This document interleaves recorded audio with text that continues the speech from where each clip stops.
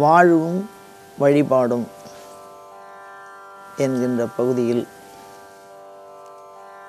வைஷ்ணவி என்கின்ற தெய்வத்தை பற்றி நாம் சிந்திக்க இருக்கிறோம். சப்த மாதர்களை பற்றி தொடர்ந்து சிந்தித்து வருகிறோம். அதில் 7 உமையம்மையனுடைய சிலை, பெண் வடிவம், 7 அம்பாளுடைய சிலை ஒன்றா சேர்ந்த மாதிரி இருக்கும். அதில் இந்த வைஷ்ணவி தேவி எப்படி இருப்பாங்க, அந்த 7 பேரில் எப்படி இருப்பாங்க அப்படின்னா, சங்கு சக்கரத்தோடு இருப்பாங்க. இவங்களுடைய வாகனம் வந்து கருட வாகனம். இவங்களுக்கு கீழே அவங்களுடைய கொடி செதுக்கி இருக்கும்போது கருட கொடியை செதுக்கி இருப்பார்கள். இந்த வைஷ்ணவி தேவியினுடைய வழிபாடு விஷ்ணுவுக்கு எந்த நாள் உகந்ததாக இருக்கிறதோ, சிரவண நட்சத்திரம் விஷ்ணுவுக்கு ரொம்ப உசந்த நாள். சைவத்தின் நோக்கில் விஷ்ணுனுடைய வழிபாடு வேறு, வைணவத்தின் நோக்கில் விஷ்ணுனுடைய வழிபாடு வேறு.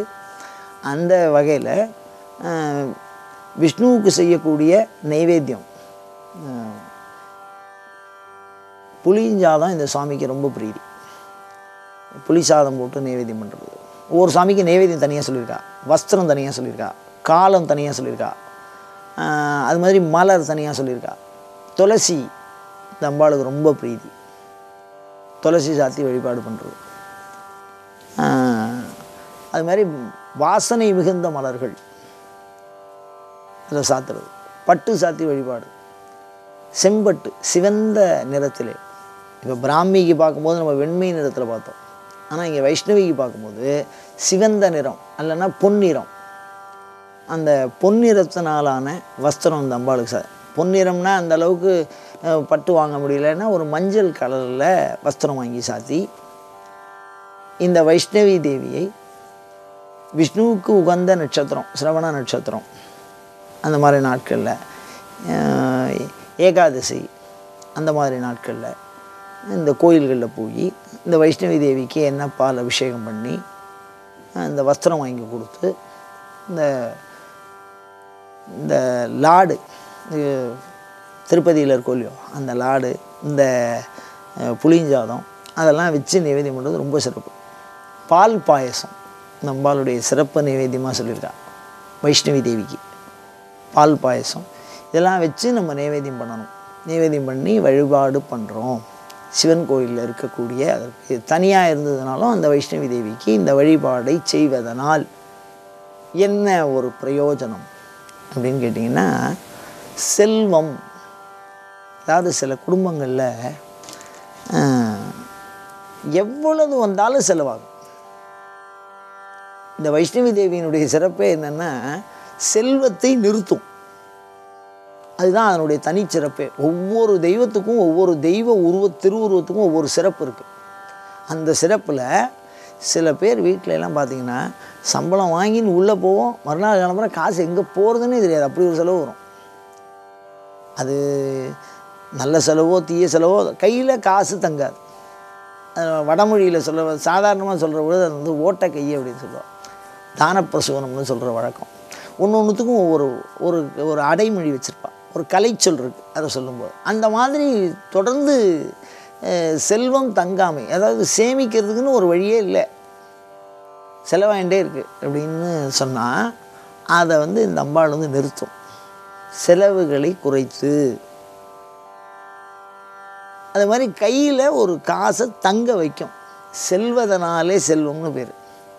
இந்த பையில் இருக்கும், ஒரு 10 நிமிஷத்தில் அது அடுத்த வாழ்க்கை போயிடும், அங்கேருந்து அங்கே போயிடும், அங்கேருந்து அங்கே சென்று கொண்டே இருக்கின்ற செல்வத்தை நிலைப்படுத்தி தருகின்ற ஆற்றல் இந்த வைஷ்ணவி தேவிக்கு உண்டு. ஒரு இடத்துல தங்கும். செல்வம் நிலைப்பட்டதுன்னா அப்புறம் அதை விட என்ன இருக்குது?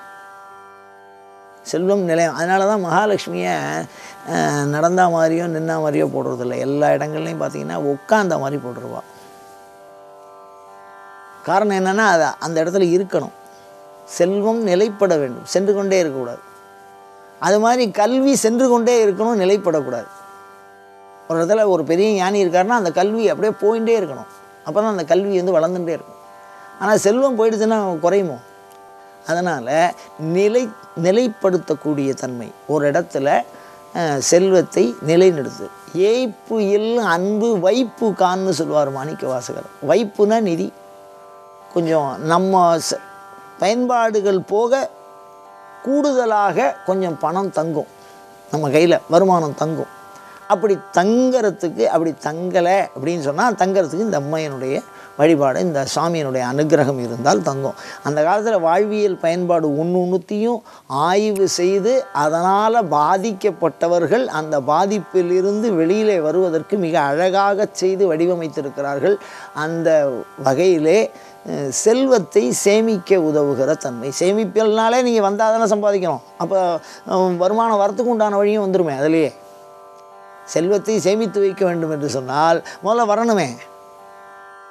அந்த வருகையும் செல்வத்தை வரவிற்கு உண்டான வழியை அதிகப்படுத்தி தருகின்ற ஒரு ஆற்றல்.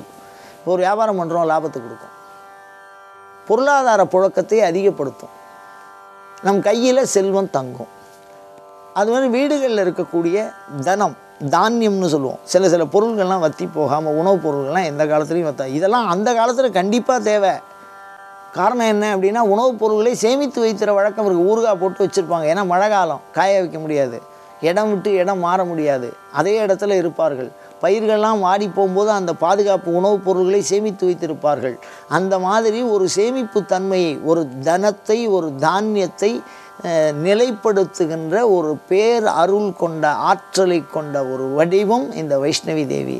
அந்த வைஷ்ணவி தேவியை நாம் வழிபட்டு செல்வத்தை நிலைப்படுத்தி கொள்ள, கையிருத்தி கொள்ள, கையில் வச்சுன்னு இருக்க செலவுகளை நல்ல பிரயோகப்படுத்தினதுக்கு அப்புறம் வருமானத்தை மிகுதிப்படுத்த, அதிகப்படுத்துவதற்கும் இந்த வைஷ்ணவி தேவி அனுகிரகம் பண்ணுவா. அந்த அனுகிரகத்தை நாம் பெற முயல்வோமாக.